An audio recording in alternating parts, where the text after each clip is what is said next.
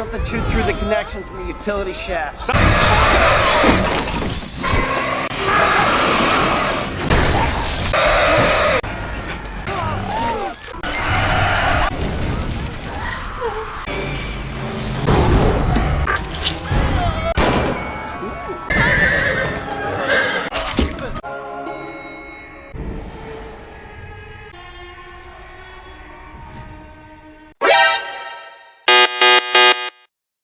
What's up vloggers? Balik lagi sama gua di Alur Loka, channel yang ngebahas alur film lebih seru dari gibahan tetangga pas arisan RT.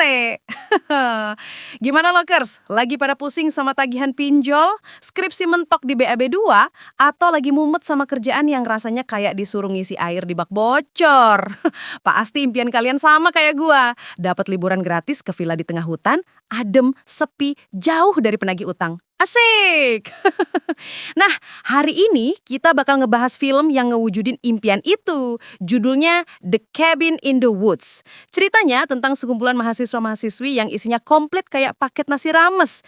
Ada si atlet cakep, si cewek populer yang hobinya pamer, si cowok pinter yang diem-diem modus, si cewek baik-baik calon mantu idaman, dan tentu saja si tukang mabuk yang anehnya otaknya paling waras di antara semuanya. Mereka dapat kesempatan emas buat liburan gratis ke kabin terpencil. Tapi lokers, seperti kata pepatah, tidak ada makan siang gratis, apalagi liburan gratis. Tanpa mereka sadar, liburan mereka ini sebenarnya adalah sebuah proyek tumbal berskala global yang lagi dipantau sama bapak-bapak kantoran gabut yang masang taruhan buat nentuin cara mati mereka. Gokil kan? Ini bukan liburan, ini reality show menuju akhirat. Udah, nggak usah banyak cincong lagi. Siapin cemilan, benerin posisi duduk, karena kita bakal bedah film yang ngajarin kita satu hal penting. Kalau ada yang baik banget nawarin gratisan, mending lu curiga. Check it out.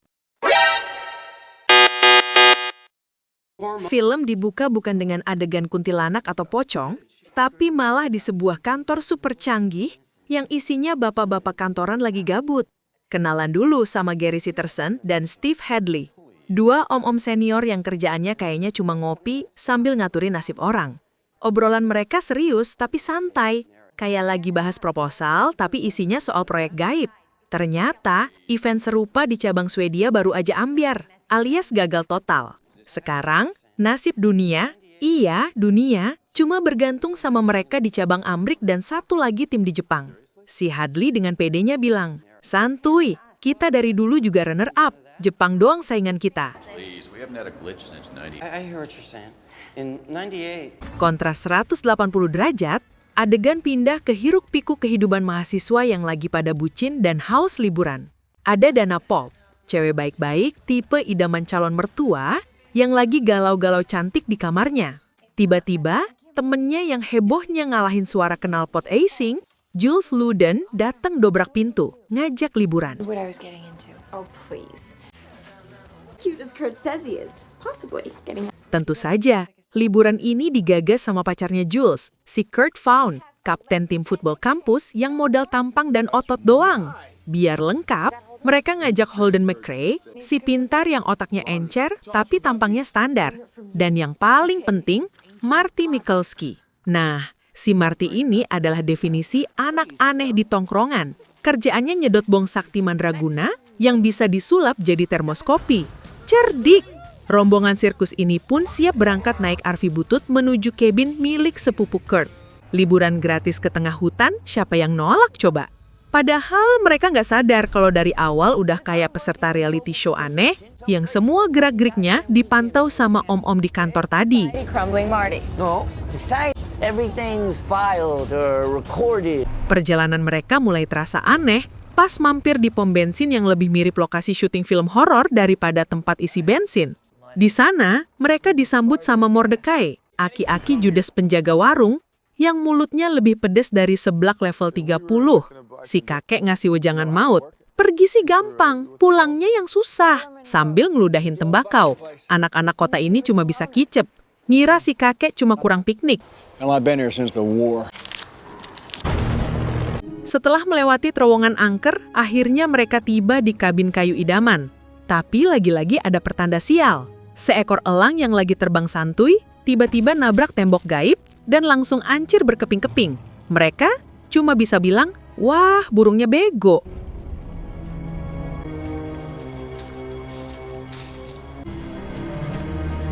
Oh my god. Sleeping in the Rambler. Di dalam kabin, Holden nemuin fasilitas mencurigakan. Cermin satu arah dari kamarnya langsung tembus ke kamar Dana. Wah, ini mah fitur idaman kaum mesum. Tapi karena Holden ini tipikal cowok baik-baik, yang biasanya cuma jadi teman, dia jujur ke Dana, dan mereka tukeran kamar. Modus PDKT yang halus banget, bro. How about we switch? Feel better if we switch? Thanks for Sementara itu, di ruang kontrol, Sitterson dan Hadley udah kayak bapak-bapak komplek lagi nobar, sambil masang taruhan. Bukan taruhan bola, tapi taruhan monster apa yang bakal dipilih sama anak-anak ini buat ngebantai mereka. Gila kan?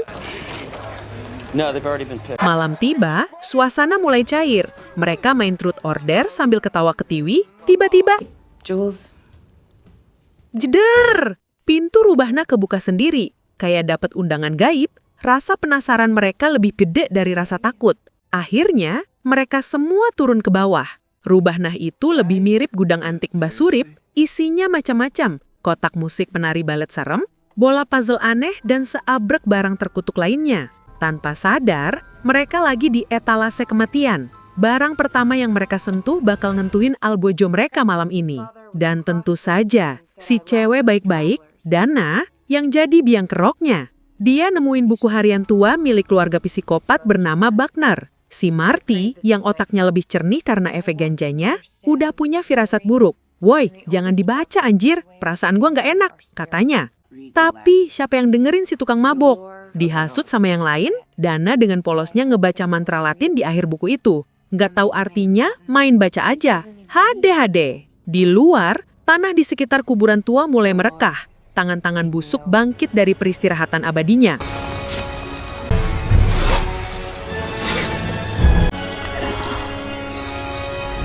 Di kantor, Sitterson dan Hadley teriak kegirangan. Taruhan mereka buat keluarga zombie deso tukang siksa menang. Babak pembantaian pun resmi dimulai. Selamat menikmati liburan kalian, anak-anak. They're like something from a nightmare. Setelah mantra keramat sukses dibacakan, om-om di ruang kontrol langsung girang bukan main. Taruhannya dimenangkan si Ronald dari bagian perbaikan, cuan dan cuan.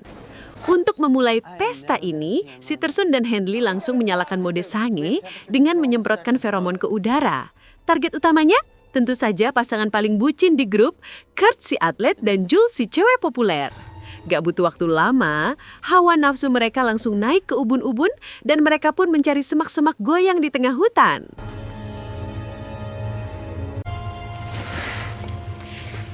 Lagi asik-asiknya pemanasan, tiba-tiba dari kegelapan muncul rombongan tamu tak diundang. Keluarga Buckner, zombie-zombie dekil dengan tampang sangar dan bawa perkakas bangunan.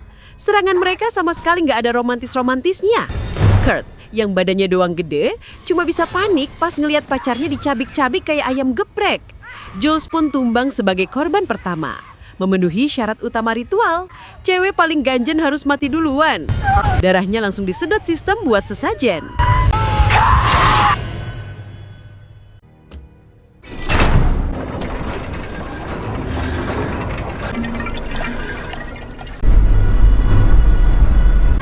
Kurt lari tunggang langgang balik ke kabin dengan muka pucat pasi dan baju compang-camping. Ceritanya yang ngos-ngosan soal ada zombie di luar, langsung bikin suasana yang tadinya santai jadi kayak pasar kaget. Yang lain sibuk gedor-gedor pintu dan jendela. Sementara Marty yang paling wake malah curiga. Ini kok aneh ya, kayak udah diatur, pikirnya. Girl. Oh my god. Diary. Look. Firasatnya makin kuat pas dia nemuin kamera CCTV mini segede upil di kamarnya.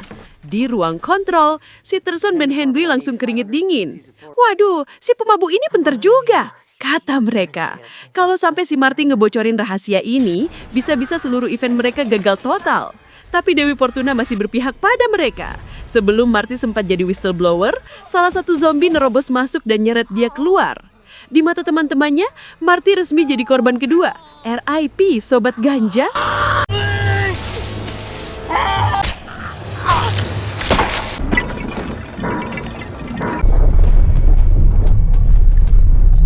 Sekarang tim liburan ini cuma tersisa trio panik, Dana, Kurt, dan Holden.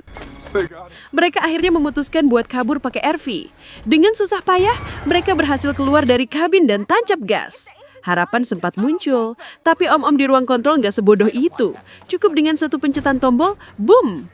Terowongan satu-satunya jalan keluar runtuh mengubah jalan buntu jadi benar-benar buntu. Why hasn't the tunnel blown?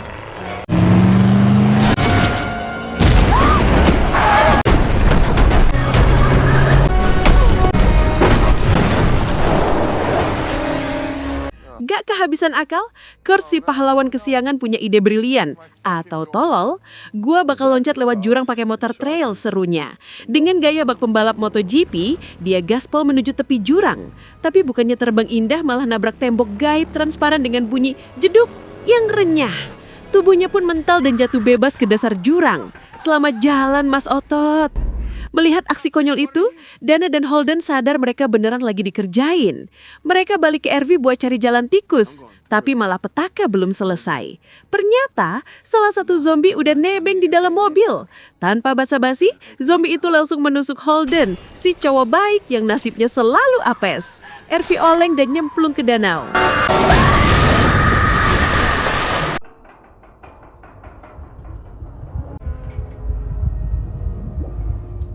Di ruang kontrol, para staf udah pada buka botol champagne. Pesta pora dimulai. Ritual berjalan mulus, 3 korban sudah tumbang sesuai urutan. Tinggal menyisahkan si perawan untuk jadi penutup yang manis. Dana dengan sisa-sisa tenaga berhasil keluar dari RV yang tenggelam. Dia merangkak ke dermaga, basah kuyup dan putus asa. Tapi di ujung dermaga, salah satu zombie Wagner udah nungguin dengan senyum busuk siap menyelesaikan tugasnya. Tepat ketika para teknisi mau bersulang, terjadi plot twist yang lebih mengejutkan dari sinetron Indonesia. Beruak! Tiba-tiba dari kegelapan, Marty muncul lagi. Dengan santainya, dia menghantam kepala si zombie pakai bong saktinya.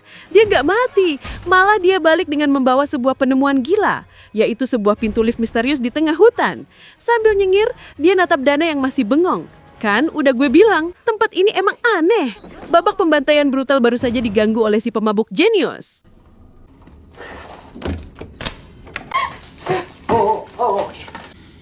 Dismember that guy with a trowel. Kemunculan Marty dari kematian itu udah kayak nonton sulap limbat, bikin semua orang bengong. Dia nggak cuma balik bawa badan, tapi juga bawa tiket keluar dari neraka jahanam ini, sebuah pintu lift misterius di tengah hutan. Tanpa banyak cincong, dia langsung narik Dana yang masih syok berat masuk ke dalam lift. Begitu pintu tertutup dan lift turun, mata mereka langsung melotot. Dinding lift ternyata kaca. Dan di baliknya adalah pemandangan yang lebih gila dari Dufan pas malam Jumat Kliwon. Ratusan kandang kaca berisi segala jenis setan. Dari kuntilanak, genderuwo, sampai monster-monster impor kayak werewolf dan merman. Ada juga balerina dengan gigi gergaji, entah imajinasi siapa itu. Mereka akhirnya sadar, keluarga zombie tadi itu cuma satu menu dari restoran horor ini. Mereka bisa aja diserang sama tuyul atau babi ngepet kalau milih barang yang beda di Rubanah tadi.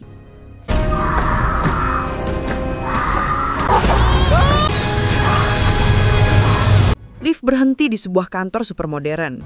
Udah kayak markas Avengers, tapi isinya orang-orang sinting. Alarm langsung meraung-raung dan mereka dikepung sama pasukan keamanan yang gayanya kayak Densus 88. Tepat saat mereka mau ditembak di tempat, Dana melihat sebuah panel kontrol raksasa. Ini pasti pusat kendalinya, pikirnya.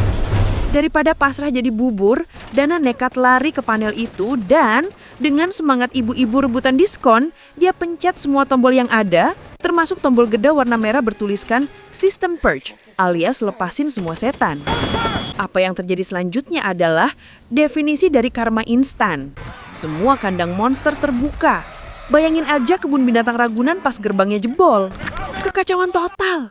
Para staf kantor yang tadinya sok kuasa sekarang lari pontang-panting dikejar-kejar sama hewan peliharaan mereka sendiri.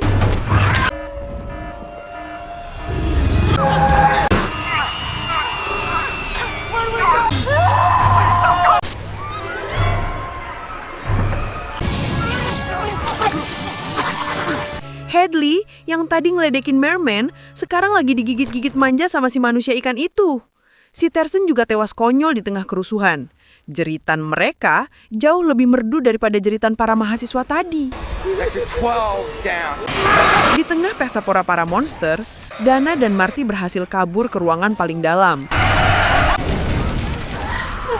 Sebuah kuil kuno yang suasananya angker banget.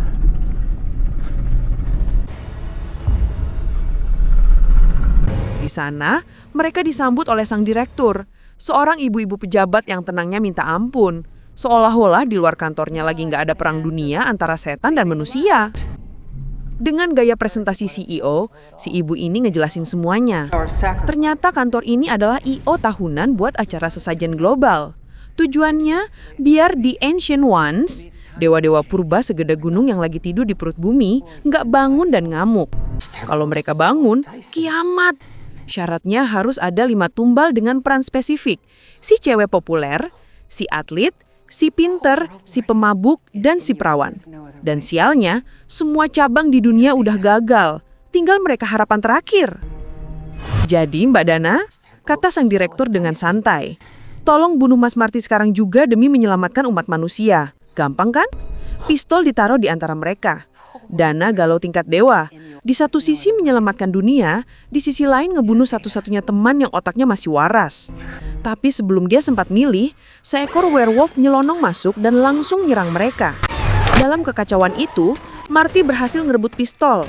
Pas sang direktur mau rebutan senjata sama Marty, malah si Passion Buckner nongol lagi dan langsung nebas di ibu pejabat pakai kapak. Keadilan puitis. Ritual pun resmi gagal total.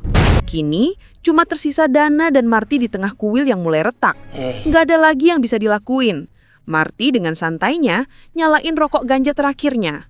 Nih, isep ke Dana. Sambil nyantai, mereka ngobrol. Mungkin emang udah waktunya dunia ini diriset, kata Marty. Manusia yang cara nyelamatin dirinya aja kayak gini, emang pantas diselamatin. Tanah bergetar hebat. Dari bawah, sebuah tangan raksasa sebesar pulau muncul menghancurkan kabin, kantor, dan semua harapan. Kamera yang merekam adegan itu ikut remuk, layar jadi hitam. Selamat tinggal dunia. Ternyata, akhir dari segalanya cuma butuh satu ritual yang gagal. Dan tamat. Ambiar sudah dunia Lokers. Cuma gara-gara satu ritual gagal, tamat riwayat umat manusia.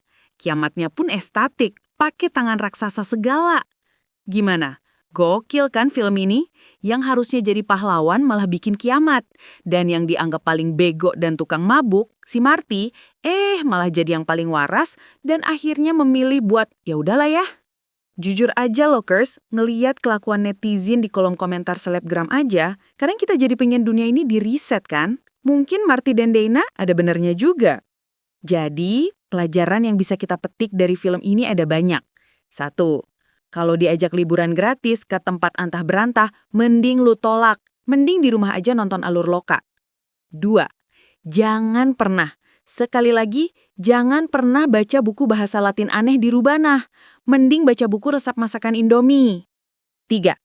Kalau temen lu yang paling aneh dan suka ngelantur ngasih tahu firasat buruk, mending percaya. Biasanya insting mereka lebih tajam dari silet. Dan yang paling penting, kalau dunia emang udah mau kiamat, ya udah, santai aja. Nikmatin momen terakhir bareng sahabat sambil ngopi. Pasrah adalah kunci. Gimana menurut kalian, Lokers? Kalian tim selamatkan dunia dengan segala cara atau tim nyantai aja bareng Marty sambil nungguin akhir zaman? Coba tulis pendapat kalian di kolom komentar di bawah biar kita bisa gibah bareng. Jangan lupa, kalau kalian suka sama alur cerita yang barbar kayak gini, pencet tombol like-nya biar Bua makin semangat. Terus, klik subscribe dan nyalain loncengnya biar kalian gak ketinggalan pas gua ngebahas film-film aneh lainnya. Ayolah, masa gitu aja mesti diingetin sih? Gua cabut dulu. Sampai jumpa di alur gokil berikutnya. Ciao!